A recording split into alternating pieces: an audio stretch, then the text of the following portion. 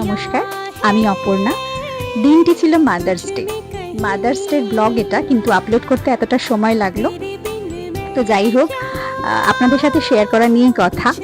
তো আমরা মাদার্স ডেতে ডিসাইড করেছিলাম যে কাছাকাছি কোনো সিনেমা হলে আমার বস সিনেমাটা দেখতে যাব। তো সেই মতন মা যেহেতু সিনেমা দেখতে খুব ভালোবাসে, তাই আমি ভাবলাম মাদার্স ডের এরকম একটা মুহূর্তে মাকে নিয়ে যদি কোনো ভালো সিনেমা দেখা যায় তাহলে বেশ ভালো হয়। তো মায়ের এই সিনেমাটা ভীষণ ভালো লেগেছিল। এই যে আপনারা অভিব্যক্তি দেখলেই বুঝতে পারবেন যে কেমন লেগেছে।